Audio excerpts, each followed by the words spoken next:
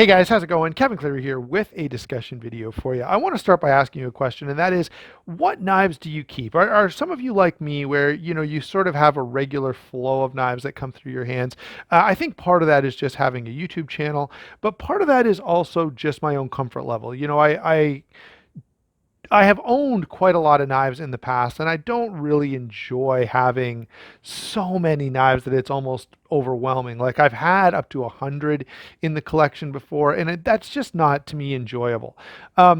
So certainly that's a factor that's going to come up in this video. The other factor, of course, is cost and channel sustainability. So, some of the knives that I'm going to mention as I work my way down through this list are going to be knives that I just felt like to keep them and just sit them on a shelf when I didn't feel comfortable using them didn't make a lot of sense to me.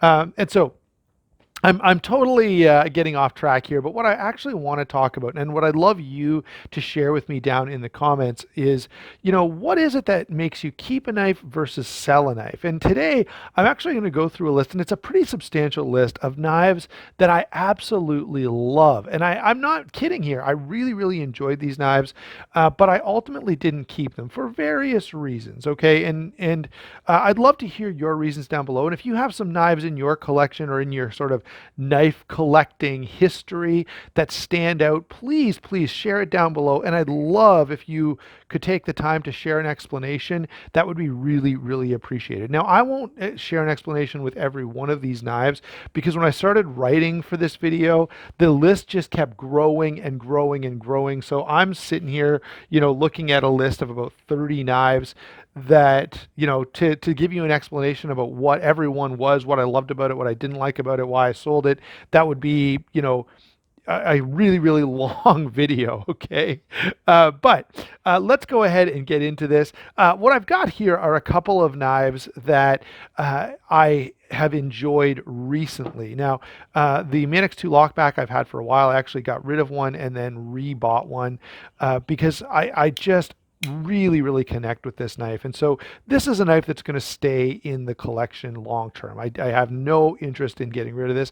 I'm not saying I'll never ever sell it. I don't think you can ever say that about any, any item that's easily liquefied. Okay, a need could come along and you kind of, something's got to go. But this is a knife I have no interest in getting rid of. I absolutely enjoy it. Same with this knife. This is the Lion Steel M4. I really am a huge fan of this knife, and I can't believe that I went so long without owning one. I absolutely love having this thing around, and I've got a few other knives I'll switch out along with the pictures of the knives that I'm going to share with you. So let's go ahead and get started with my list. Now, I'm going to leave these or something on the screen as we go along, but the first knife on my list that really stands out as a knife that if I had maybe unlimited resources, if I had more storage space, if I didn't want something else, that is, I didn't have another Sebenza in the collection, this would be a knife that's Sebenza 21 Doppler. That Doppler is such a beautiful example of a 21. I for sure would say it's the very best example. Generally speaking, I hate the weird designs that people put on the sides of the 21s. Every once in a while I look through the Chris Reeve site and you'll see different examples. I'm like, this is so stupid. But that one was unique and interesting and different. It somehow, it added a really intricate and interesting detail without taking away from the simplicity of the design. Such an amazing knife. Ultimately, the 21, though, was not for me, and I really prefer the Inkosi, and I will have an Inkosi in my collection again. It's not that, I just haven't had a good opportunity. They're not hard to find, and I will get one, but the Doppler stands out as a knife that if I could just stick it on a shelf and look at it, I would have kept it. But to me, that's not the purpose for a knife. And so I just couldn't feel good about keeping the 21 long term. Next up is the Code 4. And the Code 4 is a knife that I remember with fondness because it was my first review. And I probably will get one again. I think I've told you guys the story before. I had one coming and it was somehow lost in the mail. And since that time, it sort of put a bad, sour taste in my mouth. So I haven't felt good about buying a Code 4 again. And I haven't. The Zero Tolerance 0640. Again, this is a knife that I would have kept if I was totally happy with its stock. Okay, and this you're going to notice this theme coming through here, but the 0640, I feel like with it's a beautiful knife. It's really well put together. I enjoy it an awful lot, but I just don't like the green. And to keep it, I would have had to change the scales to micarta, which now like that's $80 added to the price. And is it really a 300 and change dollar knife? So to me, that was the main thing. There was that one little thing that bothered me about it, and ultimately I didn't keep it. But I love it, and I still kind of every once in a while a situation comes along, and I'm like, man, I'd really like to carry that knife today, but I don't have it anymore. Next up are two Ferrum Forge or two Massdrop collaborations. I guess formerly Massdrop, now Drop. Okay. I don't know why they did that. Anyway, different discussion for a different day. But the Ferrum Forge Massdrop Crux was a wonderful, wonderful example of what a good titanium frame lock should be. And I used it. I enjoyed it. I think I ended up having two or three of them, but at least two. And what a great knife. It really is a nice knife. And there's a lot of things that I like about it. Definitely on the short list of the best, I believe, Massdrop collabs, only beat out by the Massdrop Ray Laconico collaboration, which resulted in the Keen. And the Keen is a fantastic, fantastic knife. If you're only going to get one of the two, I would recommend you go with the Keen. That's a knife I often think, and I may actually add another one to the collection. I like it that much. But I often think, man, what a beautiful, perfect knife. I really, I really miss that one. Let's see. Next on the list is the Chris Reeve Knives Inkosi. Now, I already told you I do plan to put one back in the collection, and that's one where on a regular basis I kind of may think to myself, man, I'd really like to carry that today, but I no longer have it. Next up, the Chavez 229. I picked one up from Blade Show. I was really stoked about it. I still like it, but it felt like one of those knives that's a very, very occasional carry. And to me, that's just not as satisfying. It's really not. I feel better about a knife that I want to carry every single day. I just don't have to. Like I have other options. And that one, it was sort of a mood knife. Sometimes I was in the mood for it, often I wasn't, and so I didn't end up keeping it. Another knife that is not practical at all. Now, the Chavez was more practical. This one's not. The Spyderco Subvert. So last year, the Subvert was one of the knives I was really, really excited about. And I think rightly so. What a cool knife. It was big and interesting and great materials and just an amazing, amazing knife. I absolutely loved that thing. But just completely impractical. And so it sort of falls into a similar category, if you will, as the Sebenza 21 Doppler, where it's just it's nice. If I had the disposable income to just own one and stick it up on my knife rack and look at it, great. But that's not what I like to do with my knives, and so that was not a keeper. I still look back at it fondly. I think, what a cool knife. I'd love to have one if I didn't feel like, and I do use this criteria, guys. I do feel like I want to be able to use and carry the knives that I own pretty regularly. And that one I just didn't feel like, although if I was in a perfect situation where I could just have a bunch of knives hanging on a wall somewhere, that would absolutely be on the wall. Spyderco Magnitude. So this was a knife that there were a couple little hiccups with it, but it was ultimate. It was a really, really beautiful knife. I loved the design. I loved the feel in hand. There were a lot of things to enjoy about the Magnitude, and that's one that I do miss. And I think back, and every once in a while I see one on sale for a good price. And one of these days I may yet pick one up. But that's a knife I look back at and think, man, that was a keeper. But then there were a couple little things that bothered me. So next knife on the list, the Kaiser Kesmic. Now, this is one that, I mean, there are a lot of good titanium frame locks, and that's ultimately why, but that's one of the best. And in terms of bang for your buck, you can buy those Kaiser Kesmics nowadays, and the only place, I'm a little hesitant to even say this, the only place you can still find them is AliExpress. Now, if you're going to go there and buy one, you have to go to the Kaiser store. All right. And that way, you're getting one that's legit. But they're like $89 for S35VN for a titanium frame lock with absolutely superb action and a feel in hand that is second to none. Like that knife really shows what you can do with slab-sided titanium to really nail the ergonomics. That knife is fantastic. It's one of my, it's I like it better than a lot of titanium frame locks. Um, and so I'll probably end up getting another one of those, especially for that price point. I hate to recommend that store that I told you to go to, that retailer, but it's the only place you can get them. So I feel like, to be fair, I have to say it. Another one that I missed was the Brian Ty and Friends TIE Fighter. Now, I had some trouble. They initially sent me the wrong blade shape, and the one I did get it was a total fail in terms of the grind. Um, and then ultimately, I got the drop point that I wanted, and that was a very enjoyable knife. And it's one that I still kind of miss. And if I ever found one really cheap, I might add it back to the collection. It was one of those knives where I felt like I had a little too much money invested in it. If that makes sense to you guys, let me know down in the comments. But I think those were 300 and change, and I felt like it was a really, really nice $200 knife, but I just couldn't justify the idea of having 300 bucks wrapped up in it. And I'm sure, by the way, they were a great company to deal with. I think Brian Ty has since sort of separated himself from them for whatever reason. I don't know. I don't really want to get into it, but that's a knife I kind of miss. And if I could pick one up for like 180 bucks, I probably would add one back to the collection. Microtech DOC. So that knife stands out to me because it was one of the first higher end knives that I got. I had to look really, really long and hard. I wanted one for over a year, and you guys know how Microtech goes. They produce very limited quantities of things. They produce them in sort of sporadic batches.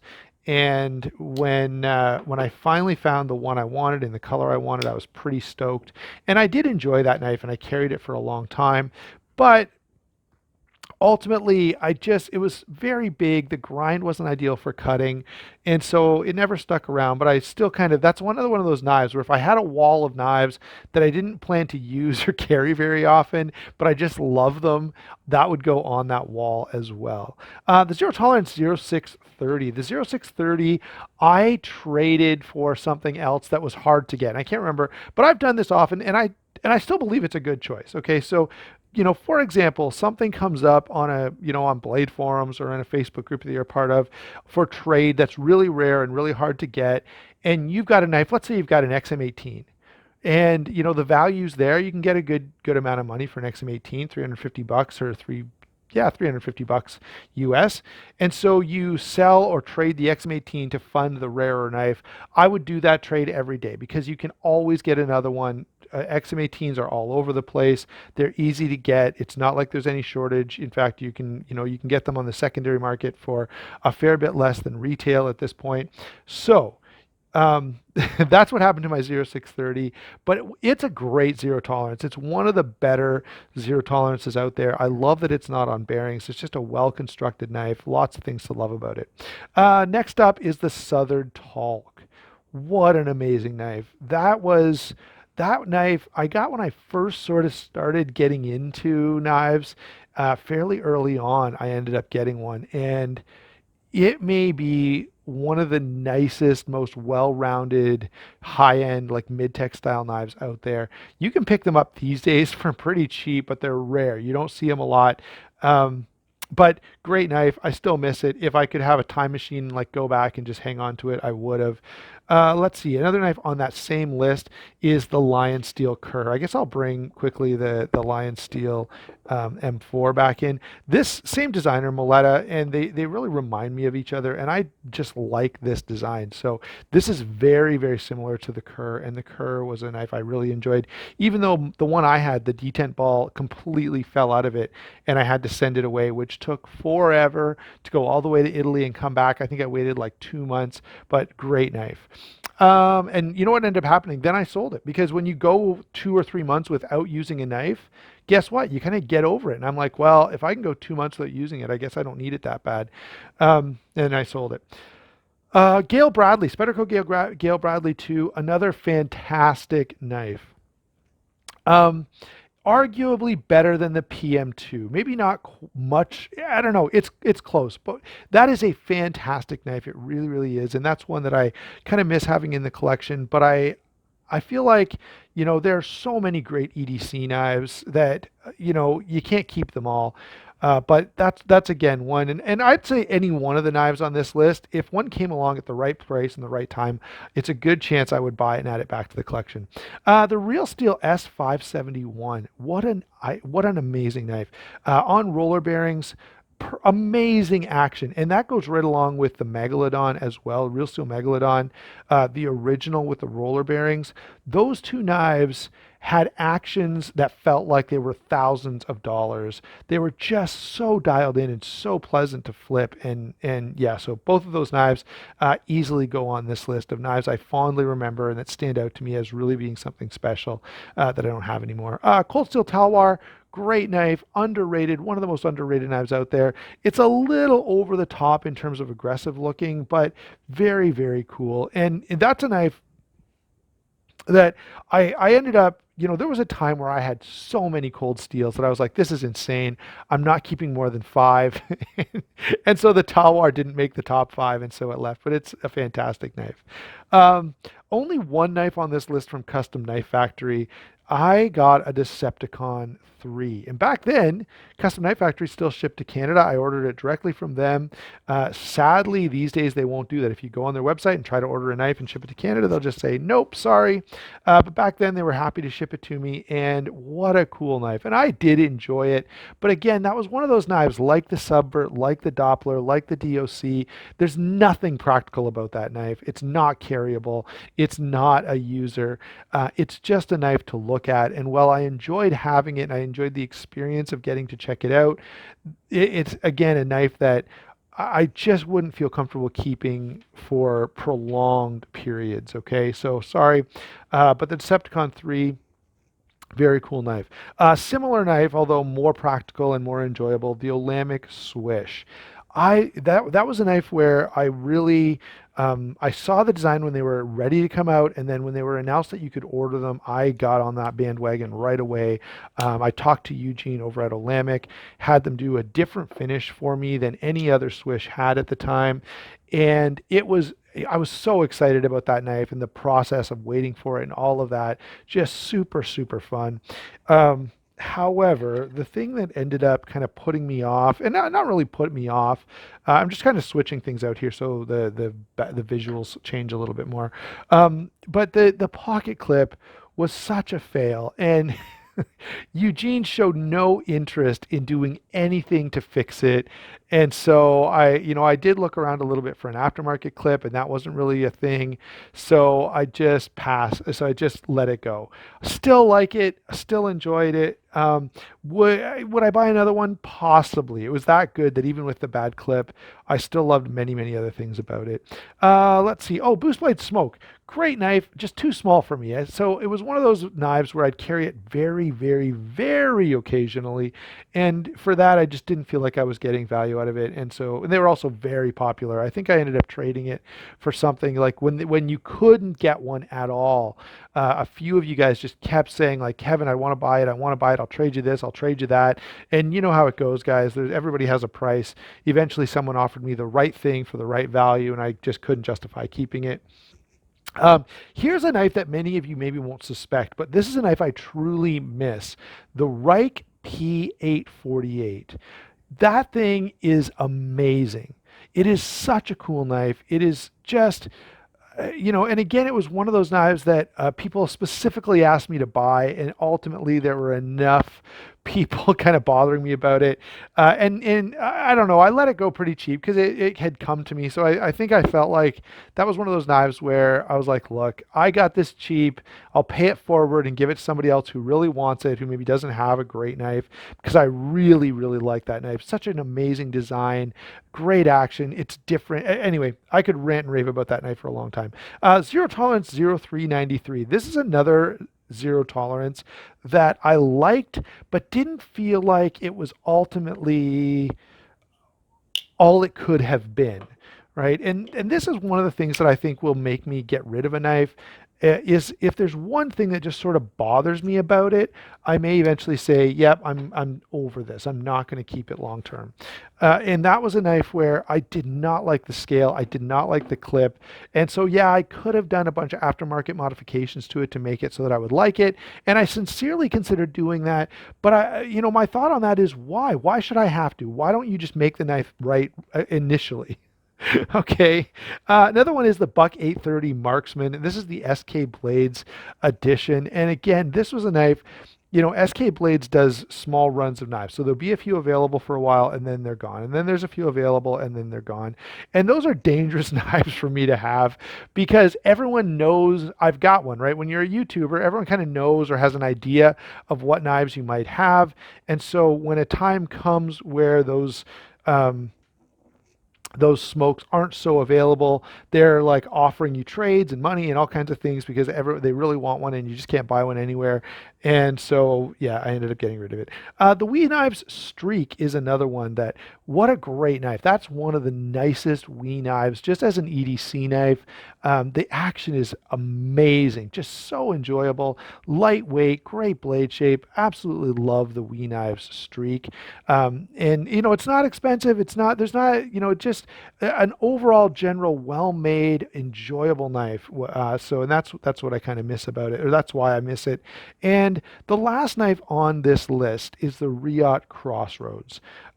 Lambert design, beautiful, beautiful knife. One of the nicest Riots. I enjoy it so much. But ultimately, I felt like, I don't want to keep like 6 knives from every brand or something like that.